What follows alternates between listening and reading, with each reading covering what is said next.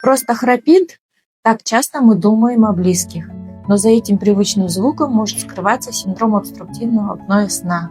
Это состояние, при котором во сне периодически дыхание останавливается. Эти паузы могут длиться от нескольких секунд до минуты и повторяться десятки раз за ночь. В такие моменты организм испытывает нехватку кислорода, а сердце работает с повышенной нагрузкой.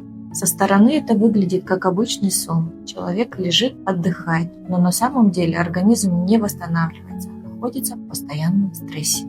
Днем это может проявляться усталостью, сонливостью, головными болями, снижением концентрации и скачками артериального давления. Со временем повышается риск серьезных сердечно-сосудистых заболеваний, в том числе риск внезапной остановки сердца во сне.